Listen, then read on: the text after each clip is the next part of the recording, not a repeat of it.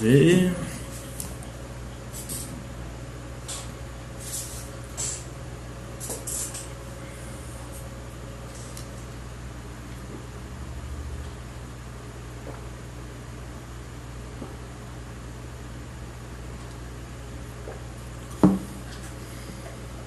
Vamos ver se entra alguém.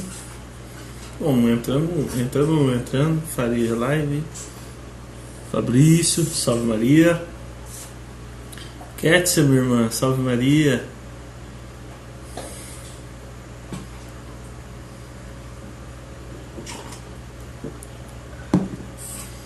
Dá uns 5 minutinhos, tá? O pessoal vai chegando. 5 não, uns 2 minutinhos. Que o Instagram é 1 hora somente. Eu quero tentar resumir essa terceira parte hoje, né? Carlos, meu irmão, que saudade. Giovana também, saudade, viu, irmã? Que saudade de vocês. Estava sumido, né? Estão me ouvindo bem? Estão ouvindo? Tá tudo normal? Tá dando bastante reflexo, né? Careca, o óculos. Hoje tá. Aqui tá os reflexos. Vou ver se eu melhoro aqui.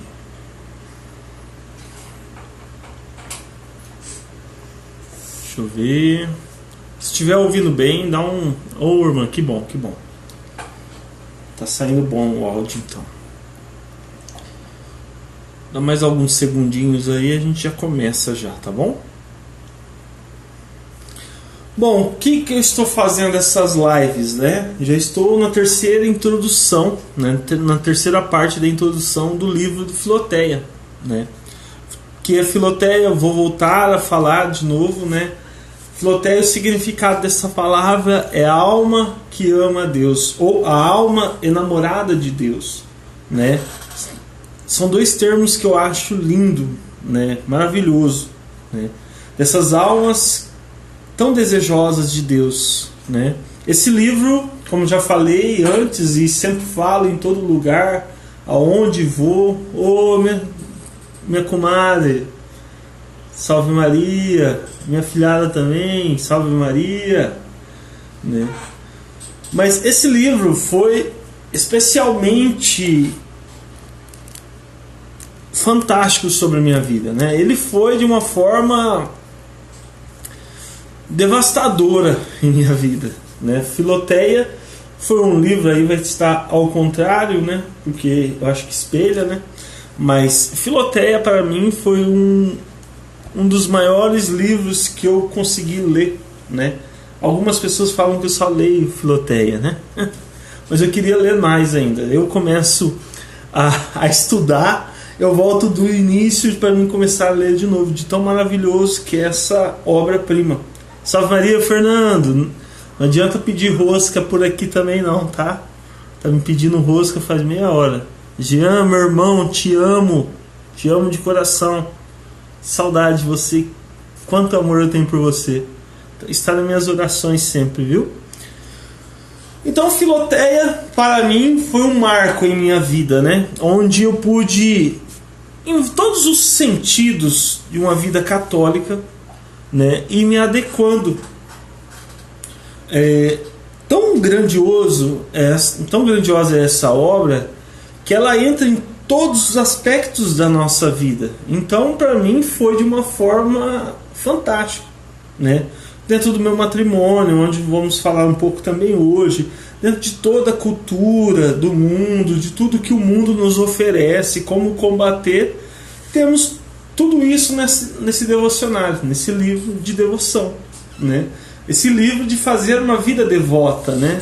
Uma vida que ama a Deus, uma vida que é desejosa de Deus, né? Vamos dar início para não entardecer, né? Deixa eu ver quanto tempo eu tenho aqui, mais ou menos.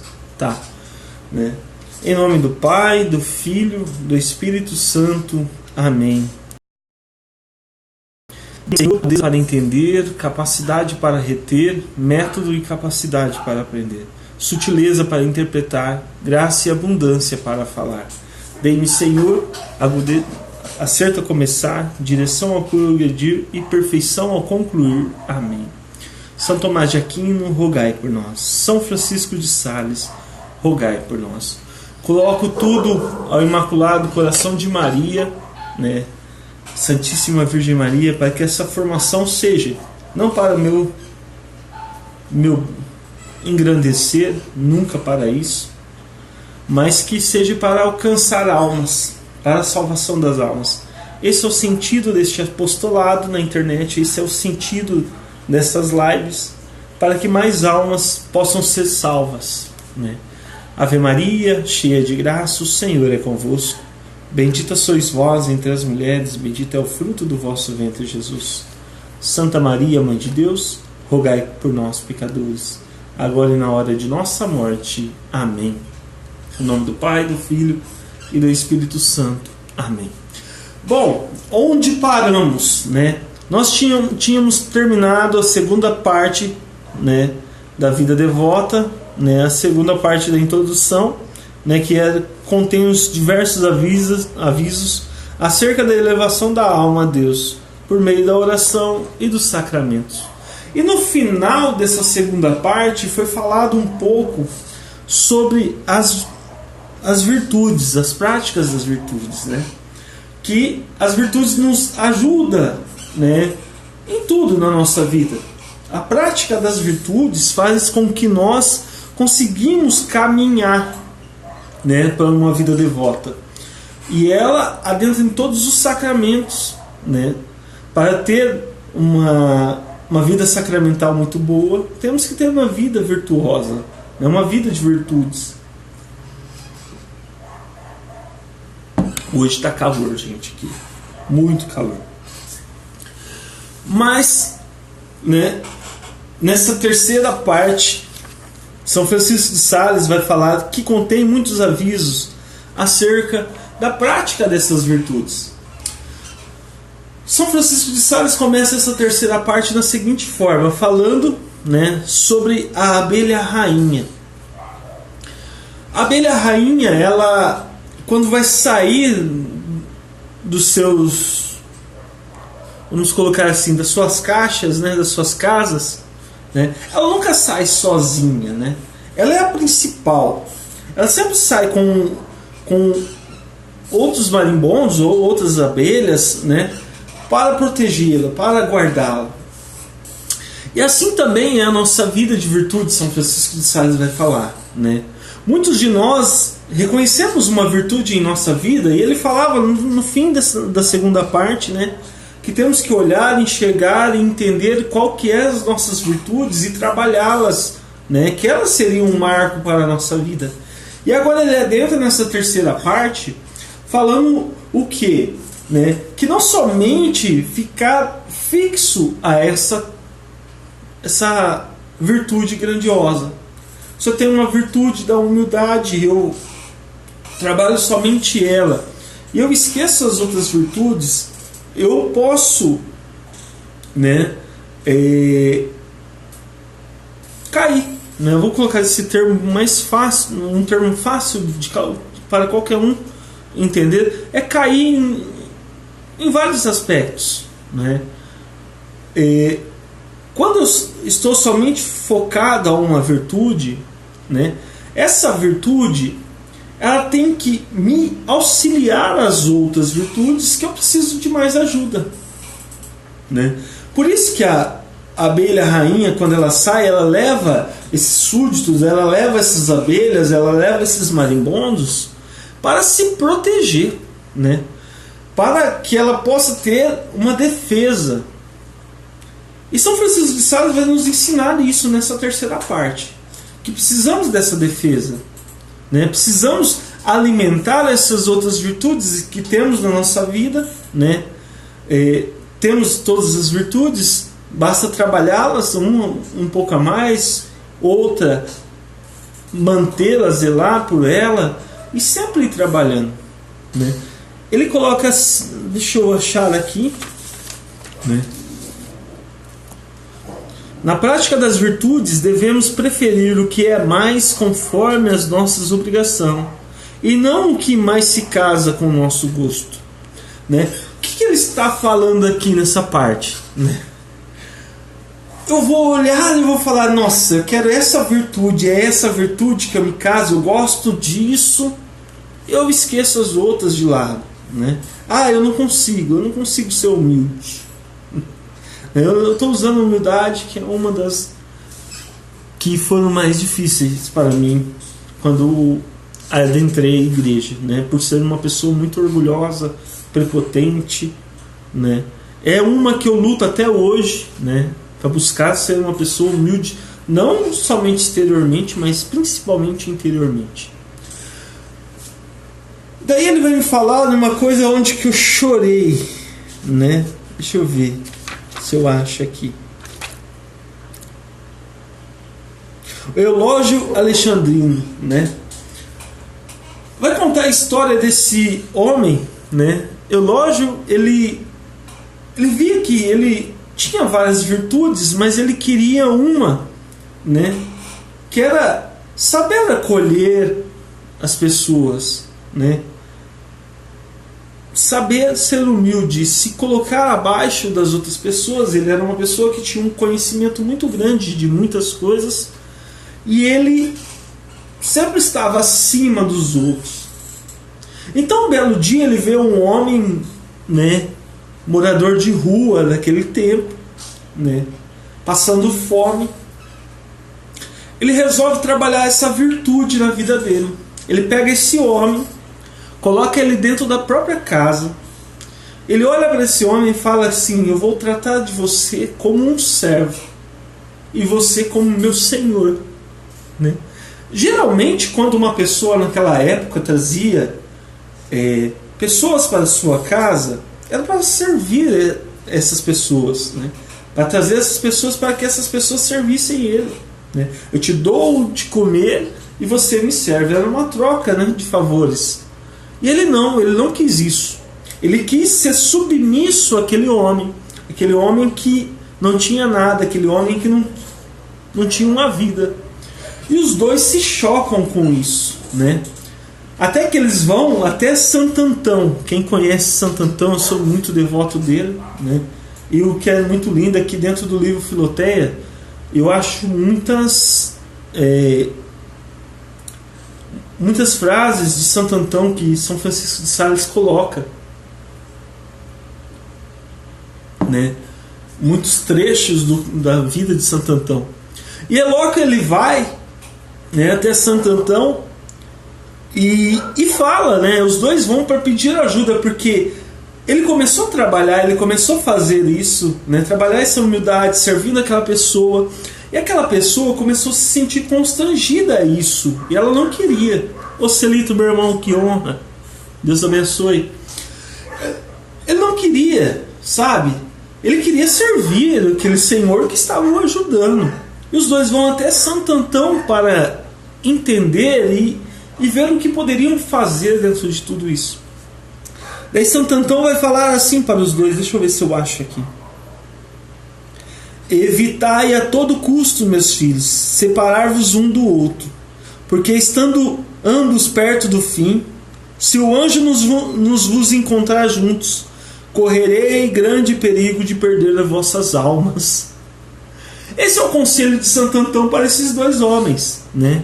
De que assim, um completava o outro, um iria ajudar o outro da sua forma, né?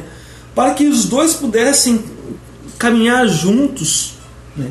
Assim as virtudes em nossas vidas. Eu não posso querer uma virtude para mim e esquecer das outras, né? Eu não posso usar essa virtude sobre a minha vida e ficar focado somente nela. Essa virtude principal que eu tenho em minha vida, que eu reconheço, fazendo um bom exame de consciência. Lembra lá atrás? O exame de consciência não é somente com uma forma de acusação dos nossos pecados, dos nossos erros, da nossa forma, não. O exame de consciência também é para que possamos enxergar quem somos, né? Eu mesmo, né? Existem formações humanas para conhecer a si próprio, né? Conhecer a Deus. Então eu vou conhecer quem é o Robson. Até onde o Robson pode ser uma pessoa boa e ajudar e fazer com que o reino de Deus se expande para esse mundo, e até onde o Robson pode ser um perigo para esse mundo, né?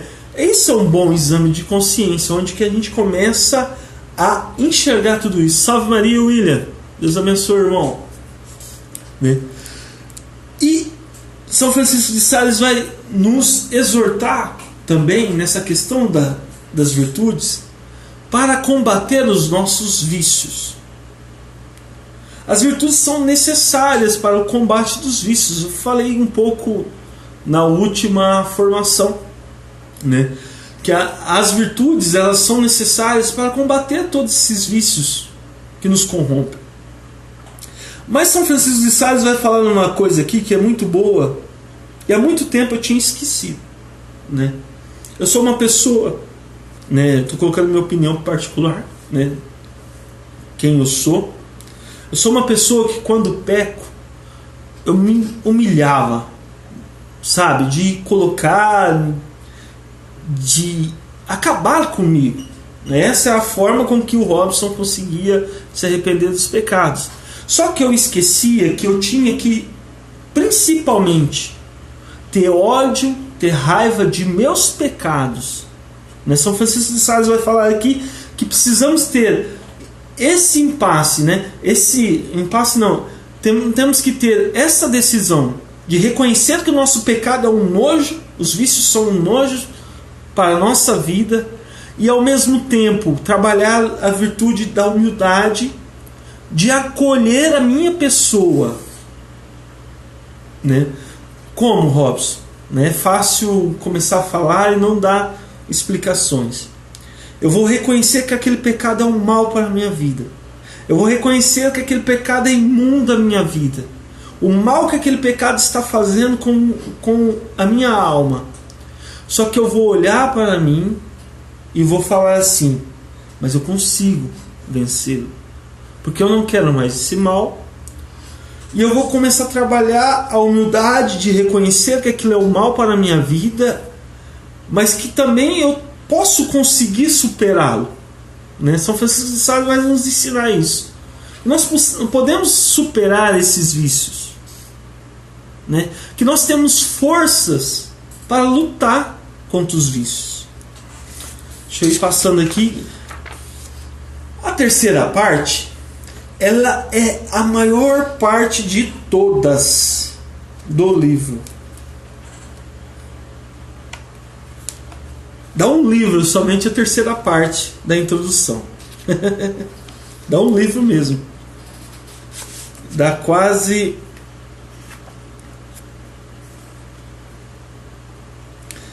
umas 150 páginas. De tão grande que é. Umas 110 páginas, exagero, tá? Mas São Francisco de Sales ele vai nos orientar a várias coisas aqui dentro sobre a prática das virtudes. Deixa eu pegar mais uma aqui para frente. Como que eu vou eleger essas virtudes sobre a minha vida, né? Ele cita Santo Agostinho. Santo Agostinho diz muito bem que os principiantes da vida de devoção cometem certas faltas que são repreensíveis segundo o rigor das leis da perfeição. E, no entanto, são vários mensagens de uma futura excelência de piedade, para a qual dispõe a alma. Esse temor baixo e grosseiro que engendra os escrúpulos excessivos nas almas, que acabam de deixar uma vida estragada, é uma virtude recomendável nesses princípios e presságio, certo de uma futura pureza de consciência. Mas este mesmo temor seria censurável nos que andam muito adiantados na perfeição, em cujo coração deve reinar o amor, que pouco a pouco expulsa e arreda esta espécie de temor servil. Obrigado, irmã. Salve Maria, Silvia. Nós, quando começamos a caminhar uma vida devota, nós temos nossas dificuldades, né? E essas dificuldades vencidas pelas virtudes, elas vão nos ajudando cada vez mais. São Francisco de Sales vai nos orientar aqui para as pessoas que já estão, né, não somente para as que estão começando, mas para as que já conseguiram progredir nos caminhos, a vencer esses vícios e não voltá-los. Esse é um mal, né? Esse é um mal para a nossa vida. E quando eu começo a eleger essas virtudes para a minha vida e lutar e trabalhar por essas virtudes e desejar essas virtudes, eu vou fazendo com que o meu coração vai se preenchendo totalmente. E como é falado aqui, todos esses vícios que no começo de caminhada parece que são terríveis sobre a nossa vida, ao tempo eles vão se parecendo, vamos colocar no termo, pequenos. Eles vão, né, eles vão cada vez mais ficando pequenos e fáceis de ser superados, mas somente com a prática dessas virtudes. Passar um pouquinho mais para frente. A virtude da paciência, ele vai falar aqui um pouquinho, né? Deixa eu achar aqui onde eu tinha marcado. Não há de limitar a paciência a sofrer esta ou aquela espécie de injúrias e de aflições, mas estende-a universalmente a todas aquelas que Deus te enviar e permitir que te sucedam. A paciência, a gente tem que entender essa virtude da paciência, né? A paciência não é ser escrachado. Você não é bobo. Você não é uma pessoa boba, né? Você tem que sofrer as demoras de Deus, sim, né? Eu vou colocar um exemplo, né? Eu vou me usar de exemplo, né? É o exemplo mais fácil que eu tenho perto de mim. Há 15 anos de casamento, há 15 anos que não temos filhos. Sofremos uma demora, temos essa paciência hoje. Foi trabalhar essa virtude da paciência nesse termo da nossa vida, né? De esperar em Deus, de esperar a vontade de Deus, e tudo foi se acontecendo até chegar agora nessa questão, né, de nós dois juntos, unidos, querer adotar uma criança, uma não, várias, né? Mas isso eu deixo para outro dia. Mas tudo isso foi crescendo em nossos corações devido a deixar que essa paciência viesse sobre nós. Agora, se eu sou humilhado por pessoas, as pessoas estão debochando da minha cara, as pessoas estão cuspindo na minha fé, estão criticando a minha fé, e eu estou lá quieto, zen.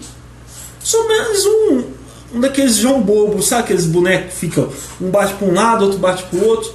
Eu sou mais uma pessoa assim, não. Daí eu tenho sim que usar de todo zelo, né? Não sair com espada matando todo mundo, mas sair, né, em defesa, principalmente se for com a minha família, principalmente se for de minha fé e principalmente se for em algo que ali eu estou certo, correto. Quando não, sofro, né, a paciência. Sofro não, vou mudar até esse termo.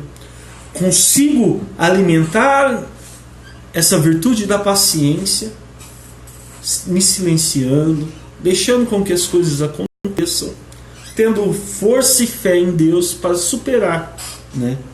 Porque hoje,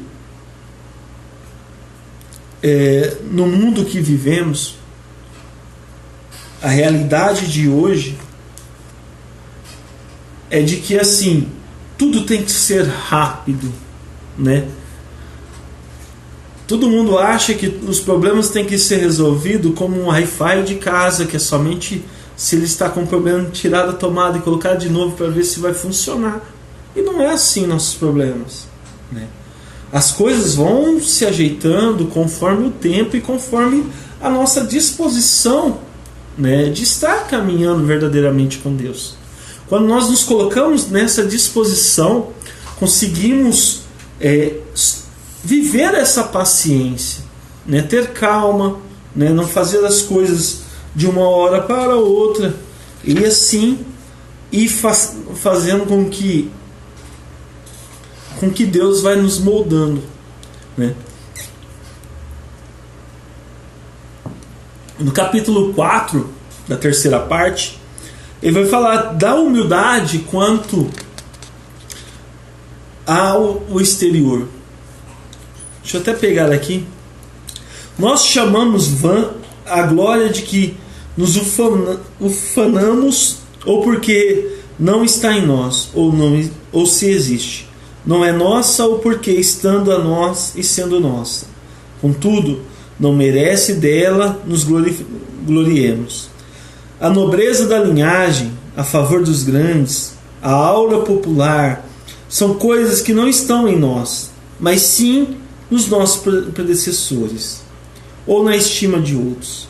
Aos que se tornam altivos e arrogantes, porque vão montados num bom cavalo, porque levam um penacho no papel, ou porque estão vestidos luxuosamente. Mas quem não vê esta loucura? Porque se nisto há glória, esta é para o cavalo, para a ave e para o alfaiate. E que a baixeza de ânimo não é consagrar a própria estima a um cavalo, a umas penas de ave e a um vestido. Outros prezam e se fazem alarde dos bigodes afilados, de uma barba bem penteada, dos cabelos encaracolados, das mãos finas, de saber dançar, jogar, cantar. Mas não será também fraqueza querer aumentar e encarecer o seu valor e dar acréscimo à sua reputação com coisas tão frívolas e levianas? Meu Deus! Salve Maria, Luquinhas! Deus abençoe, irmão! Como ele vem falar aqui, eu falei um pouquinho rápido por conta do tempo, né? Mas quando nós queremos demonstrar essa humildade, já estamos errados. A humildade exterior, ela se demonstra por si própria, não é nossa. A virtude nos é dada, está em nós, vivemos com ela, mas não é para o nosso preenchimento particular, é para a maior glória de Deus. Vocês vão ouvir sempre dentro de minhas formações falar que as coisas são para a maior glória de Deus, que foi assim que eu aprendi. Aí entendi e comecei a viver, né? Como ele vem falar aqui, a pessoa está no cavalo, aquele cavalo de porte bonito, o cara está lá em cima se achando, mas quem está fazendo, embelezando, é o cavalo. Ele que está o levando, ele que está fazendo com que as pessoas enxergam, né? Sem o cavalo, ele seria só mais um homem andando a pé. A humildade exterior, ela vem para nós por si própria, não para nos engrandecer. E quando nos engrandecemos, né, ali paramos. Eu vejo muitas pessoas, né, de fazer assim coisas. Vai ajudar um pobre, faz uma live, que está dando dinheiro, dando cesta básica. Eu tenho coisas contra isso sim, tá? Eu acho que ajuda ao próximo é para ajudar o próximo. A não ser o quê? Tem uma pessoa que está com uma dificuldade e nós precisamos arrecadar dinheiro. E vamos fazer algo para arrecadar dinheiro para essa pessoa. Aconteceu comigo, graças a Deus, né? Na questão do meu carro. E a gente faz isso com muitas pessoas também, para ajudá-las. Mas a pessoa, para se vangloriar, para a vanglória própria, né? Ela começa a fazer as coisas, e isso nós vemos em algumas seitas por aí, né? Na filantropia da maçonaria, onde eles querem ajudar e colocar lá o seu tijolinho, colocar lá na entrada da cidade uma porcaria do símbolo deles, quanto a outras e outras pessoas que vão fazendo as coisas. E é engraçado que quando a outra pessoa começa a perceber que ela está fazendo aquilo para mérito próprio e começa a se afastar dessa pessoa que está ajudando, ela começa a jogar na cara essa pessoa que está ajudando. Mas eu te ajudei, eu te tirei de não sei aonde. Que se você está fazendo algo, né, com a virtude da humildade, você não quer saber se você ajudou. Quantos e quantos eu já ajudei, graças a Deus, consegui ajudar, né? Nunca peço nada em troca, né? A não ser uma Ave Maria pelos meus amigos. Eles sabem muito bem disso, né? Quando falo o que eu quero em troca, reza uma Ave Maria, né? Eu já ajudei pessoas de tantas formas. Isso é de menos da minha vida. Precisava fazer mais. Sou muito vagabundo nisso daí ainda, né? Preciso mais. E a humildade interior, São Francisco de Sales vai falar aqui: mas tu desejas, Filoteia, que eu te leve mais adiante na humildade, pois o que até aqui disse parece mais prudência do que humildade. Para conseguinte, agora passa adiante. Muitos não querem nem se atrevem a pensar e considerar as graças de Deus lhes fez em particular, com receio de que os avassale e domine a vanglória e complacência. E nisso com certeza se enganam, porque, como diz o grande doutor Angélico, o verdadeiro meio de conseguir o amor de Deus é a consideração dos seus benefícios, e por isso, quanto mais o conhecemos, tanto mais e melhor o amaremos. E como os benefícios particulares movem mais poderosamente que os comuns, também devem ser considerados mais atenta e ponderadamente. Por certo, que nada pode humilhar-nos tanto diante da misericórdia de Deus, como a multidão dos seus benefícios. E nada pode humilhar-nos tanto diante da justiça, como a multidão das nossas maldades. Meu Deus do céu.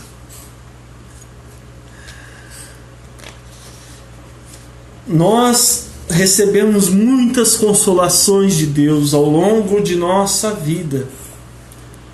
E quando nós temos um coração humilde, eu tenho um irmão que eu conheço e vejo isso nele, né?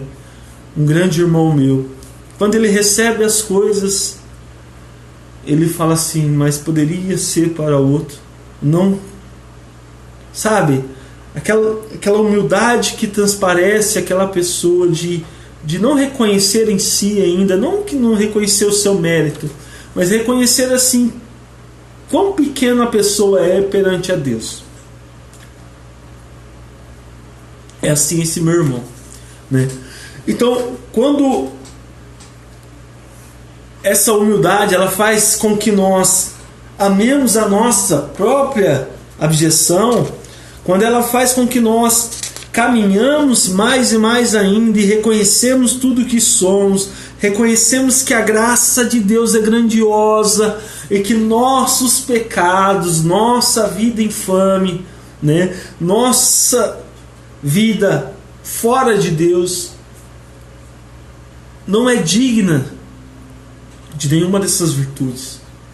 Quando nós começamos a reconhecer isso, a gente consegue fazer com que o nosso coração, que a nossa vida seja inteiramente de Deus. São Francisco de Sales vai nos ensinar aqui no capítulo 7, né, que é preciso conservar o bom nome praticando a humildade. Meu pai falava para mim desde pequeno assim: o homem pode perder tudo, mas nunca pode perder o seu nome.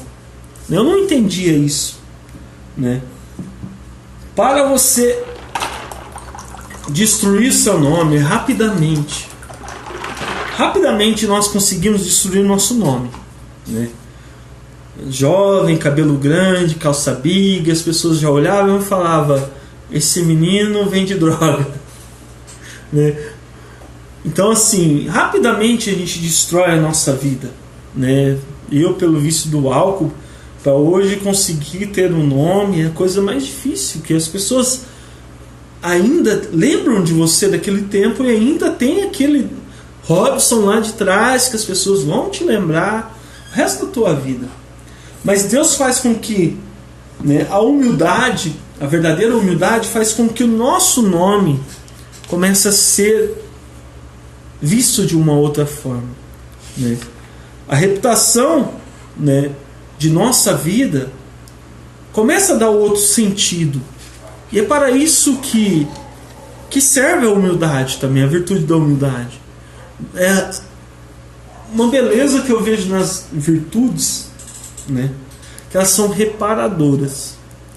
Elas reparam, né, as coisas que estão em desordem. As virtudes, elas fazem com que seja reparado aquele mau vício, aquele vício ruim, aquele vício que faz com que nos afastamos de Deus. Ela faz com que nós começamos a caminhar de uma forma melhor. Eu vou dar um pulo aqui, né, de águia, para conseguir chegar lá na frente dessa terceira parte, no capítulo 14, da pobreza de espírito observada entre as riquezas.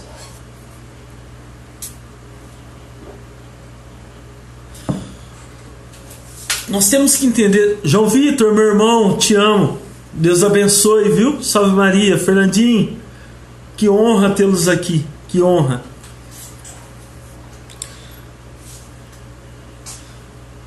Nós enxergamos hoje a pobreza como um mal, né? Devido a esse mundo moderno, né? Devido a tudo aquilo que, nossa, eu preciso levantar, trabalhar, me matar para comprar um carro novo. E quando eu monto naquele carro novo, eu já vou pensando em outro carro mais novo. Eu vou pensando numa casa nova. Na hora que eu compro a casa nova, eu vou começar depois a me matar de novo de trabalhar para comprar outra casa. E eu vou me preenchendo de falsas riquezas, né? O dinheiro é bom. Saber lidar com ele é melhor ainda. Mas nós não entendemos o que é a beleza da pobreza. O que é um coração pobre para nosso Senhor? É aquele coração humilde, aquele coração de santo mesmo, vamos colocar assim, que não carrega nada no mundo. A verdadeira pobreza, né, São Francisco de Sales fala muito bem aqui, né? Ele vai falar, deixa eu ver se eu acho aqui.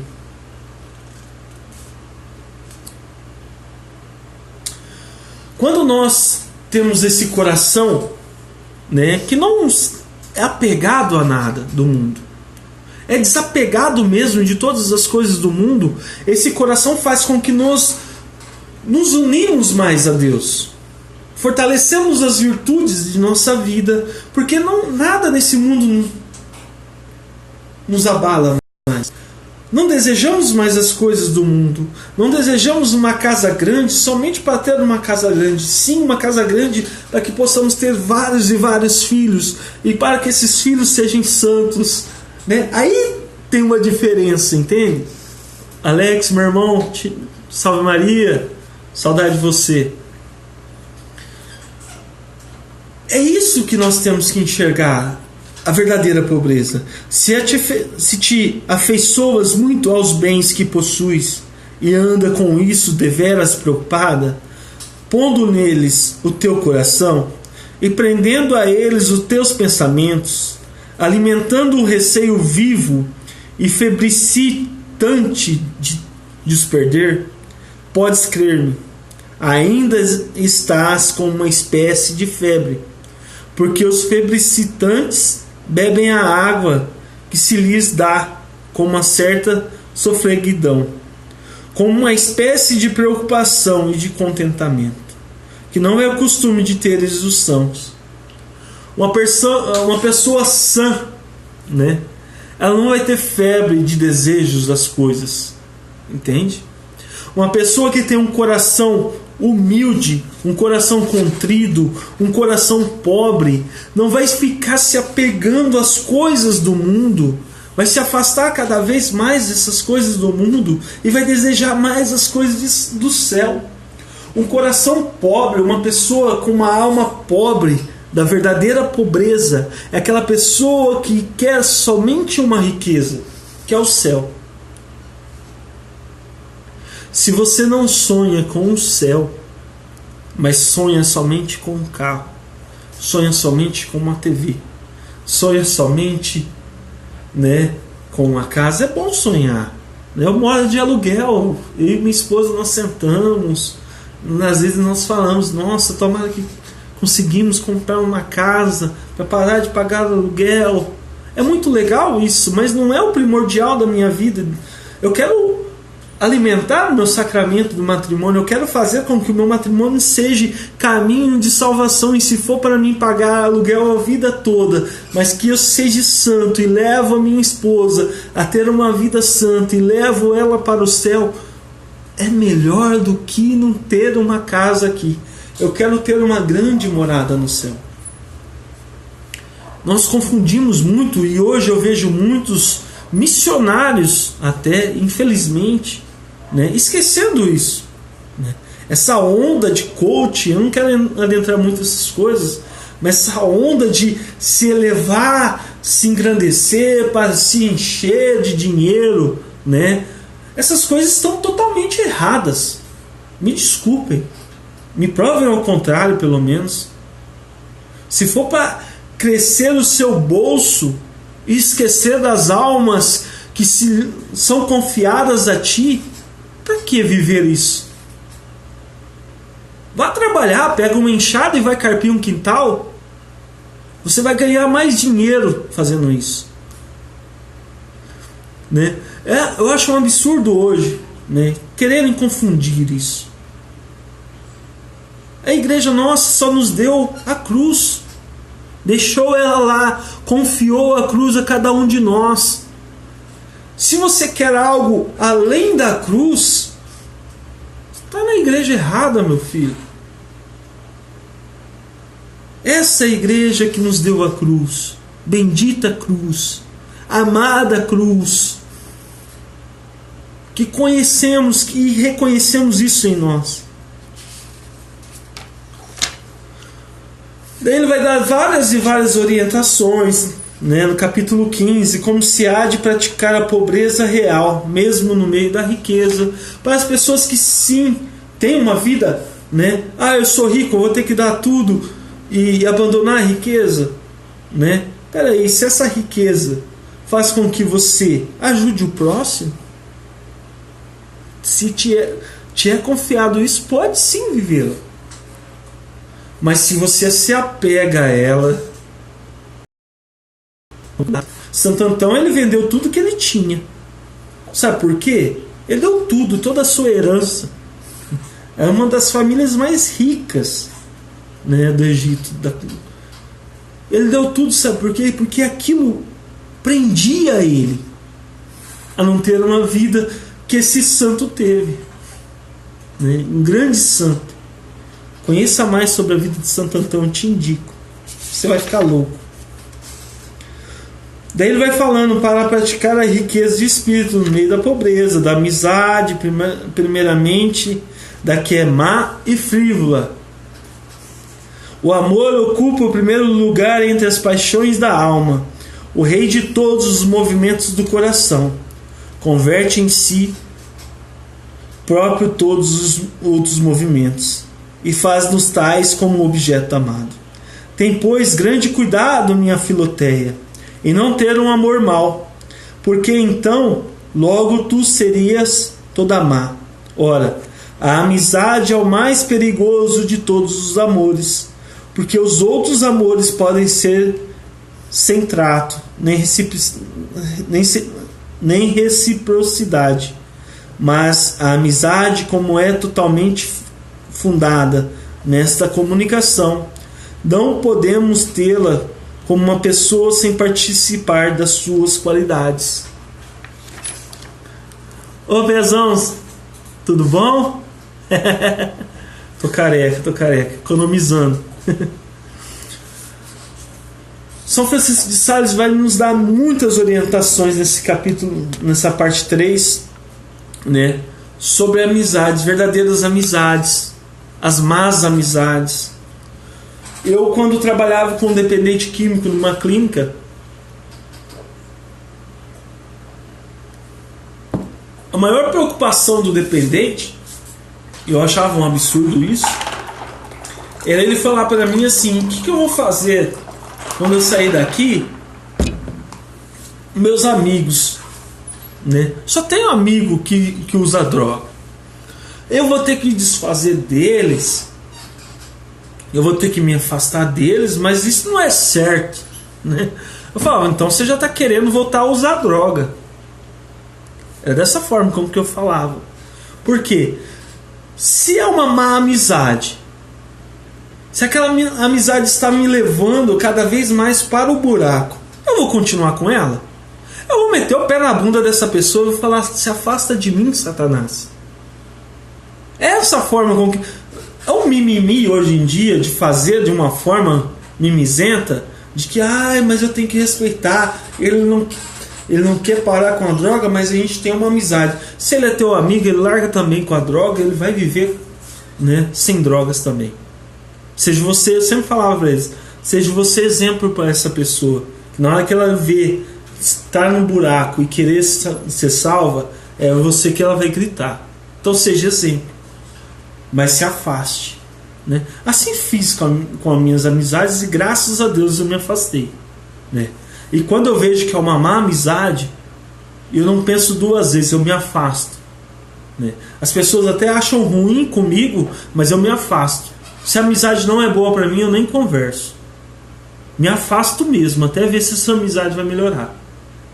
Se eu vejo que é um mal para minha alma, eu tenho que me afastar. Por que não? A minha primeira preocupação é minha alma. Se minha alma vai para o pecado perante essa amizade, eu não vou continuar com ela. Eu vou me afastar cada vez mais. Ele vai dar algumas citações, eu vou pular um pouco aqui, sobre o namoro, sobre as verdadeiras amizades, como eu falei, da diferença que há entre as amizades verdadeiras e vãs.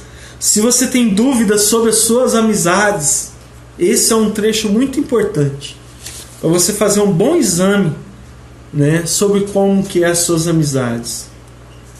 Avisos e remédios contra as más amizades, o que você tem que fazer.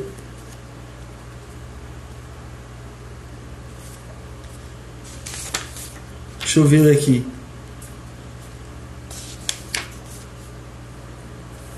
Daí ele vai começar a trabalhar alguns exercícios de mortificação interior.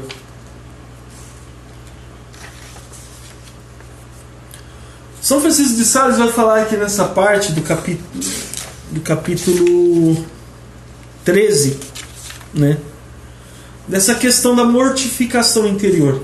São Francisco de Sales sempre vai falar muito bem sobre a questão do jejum, né, de todas essas mortificações que são ligadas, né? Ele vai falar aqui que são ligadas ao exterior e também ao interior, que todas essas mortificações exteriores são para uma única finalidade: a mortificação interior.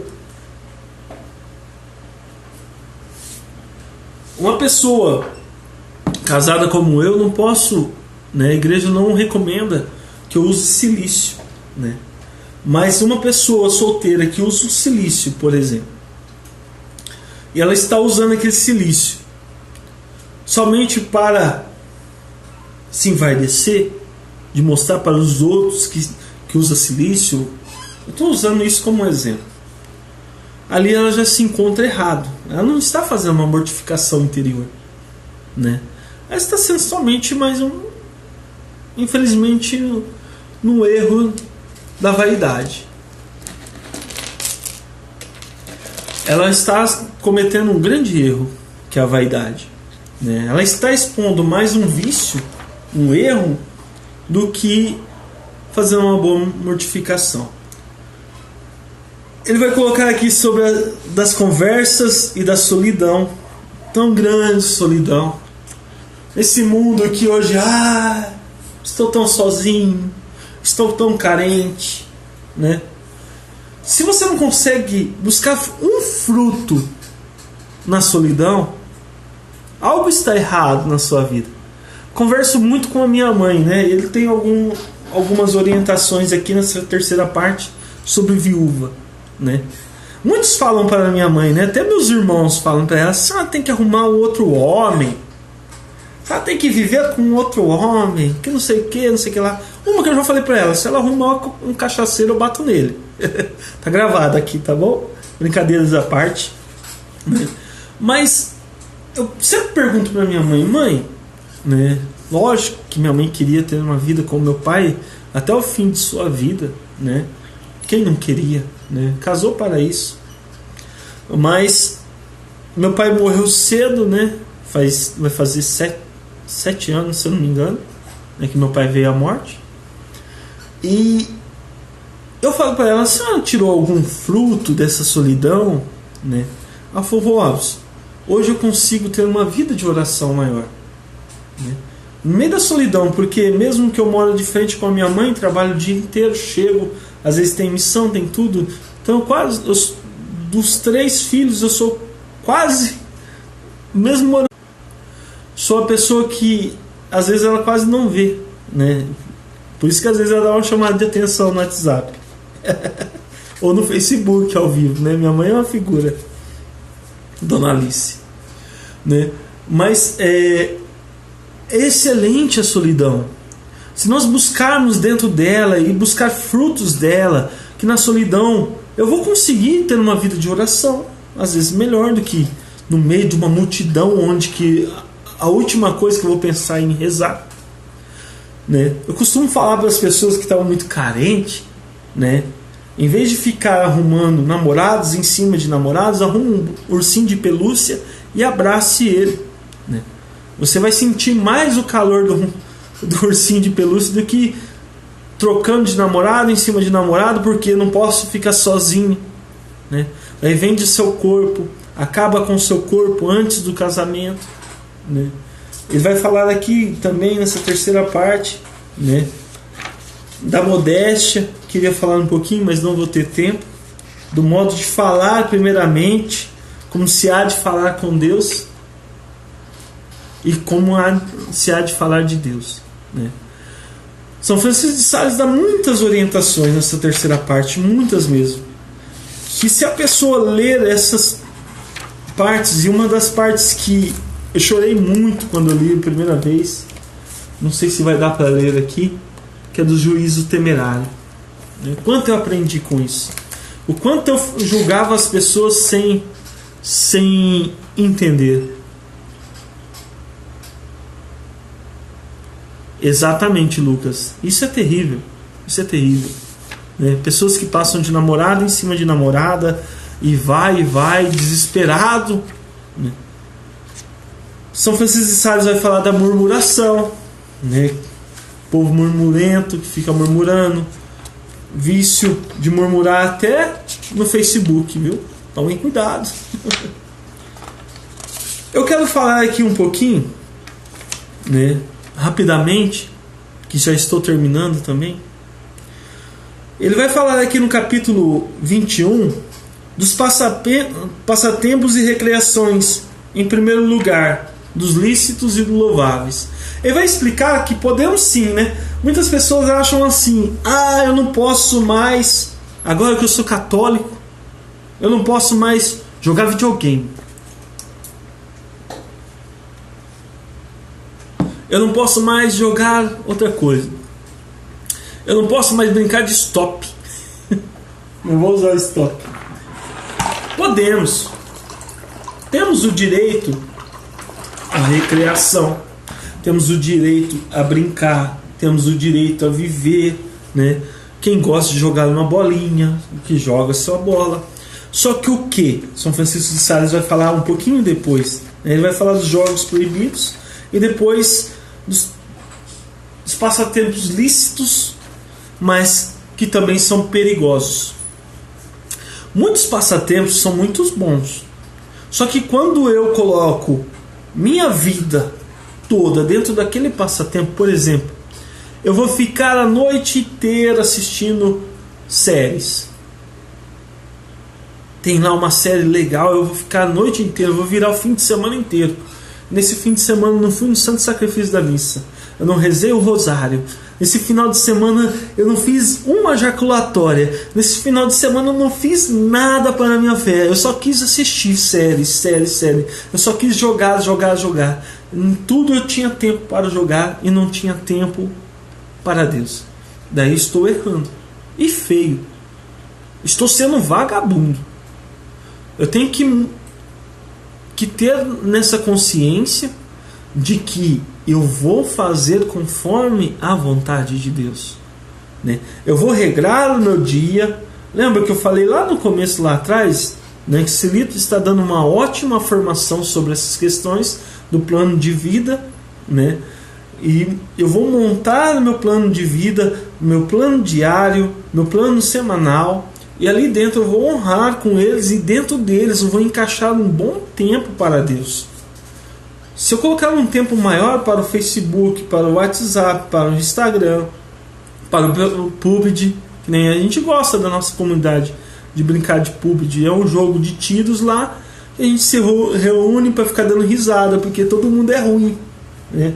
Só que nunca devemos deixar nossa vida de oração por conta de um jogo, de qualquer coisa, né? Se eu estou colocando tudo isso no lugar de Deus, eu preciso fazer uma boa meditação, um bom exame de consciência. Eu vou falar muito sobre o exame de consciência aqui para vocês.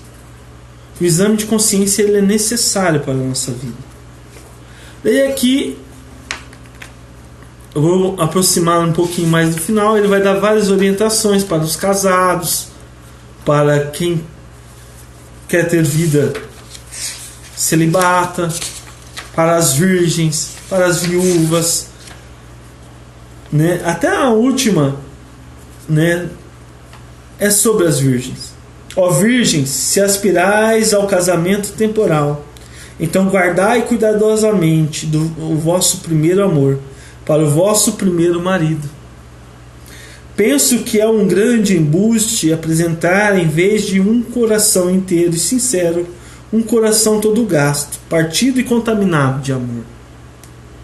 Mas se vossa felicidade vos chama às castas e virginais núpcias espirituais, e se quereis conservar sempre a vossa virgindade, ó Deus, conservai o vosso amor a mais delicadamente que puderes para este esposo divino que, sendo a pureza personificada, nada ama tanto como a pureza, e a quem são devidas as premissas de todas as coisas, mas principalmente as do amor.